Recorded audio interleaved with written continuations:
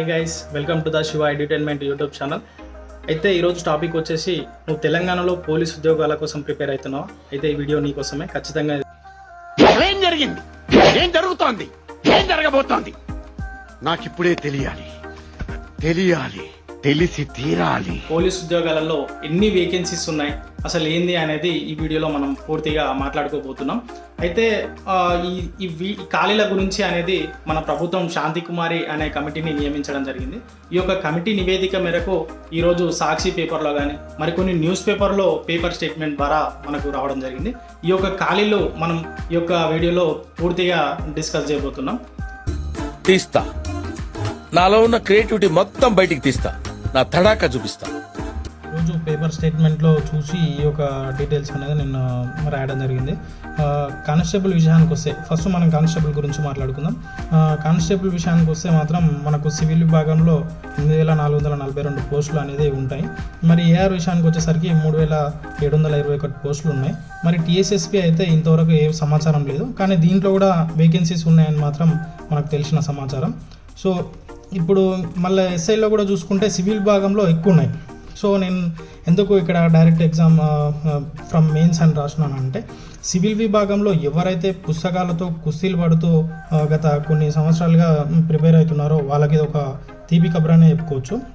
ఎందుకంటే సివిల్ అనేది డైరెక్ట్ మనం ఎగ్జామ్ రాసిన ఫస్ట్ ప్రిలిమ్స్ క్వాలిఫై అయిన తర్వాత గ్రౌండ్ అనేది ఉంటుంది. గ్రౌండ్ క్వాలిఫై అయిన తర్వాత మనకు మెయిన్స్ అనేది ఉంటుంది. ఈ యొక్క మెయిన్స్లో ఎవరికైతే ఎక్కువ మార్కులు వస్తాయో, అంటే ఎవరైతే మెరిట్ సాధిస్తారో వాళ్ళకు ఈ సివిల్ జాబ్ అనేది రావడం జరుగుతుంది. మరి ఏఆర్ టీఎస్ఎస్పీకి వచ్చే విషయానికి వీళ్ళ దీని దగ్గరకు వస్తే మాత్రం ఖచ్చితంగా ఇవి గ్రౌండ్ మార్క్స్ ఎక్కువ ఉండాలండి. గ్రౌండ్ మార్క్స్ ఎక్కువ ఉండాలి, ప్లస్ ఎగ్జామ్లో క్వాలిఫై ఉండాలి. క్వాలిఫై అంటే ఒక 90-95 వచ్చినా సరిపోతుంది ఎగ్జామ్లో. అదే గ్రౌండ్ విషయానికి వస్తే 85-90 మార్క్స్ ఉన్నట్లయితే ఖచ్చితంగా ఈ యొక్క ఏఆర్ జాబ్ మరియు టీఎస్ఎస్పీ జాబ్ అనేది కొట్టడానికి ఆస్కారం ఉంటుంది. మరి ఇది మాత్రం కానిస్టేబుల్ డీటెయిల్స్ అండి. మరి ఎస్ఐ విషయానికి వచ్చినట్లయితే, సబ్ ఇన్స్పెక్టర్ పోలీసుల విభాగానికి వచ్చినట్లయితే సివిల్ విభాగంలో 677 పోస్టులు అండి, ఇవి ఖాళీగా ఉన్నాయి. మరి ఏఆర్ విషయానికి వస్తే 40 ఉన్నాయి. టీఎస్ఎస్పీ విషయానికి వస్తే 22 పోస్టులు ఉన్నాయి.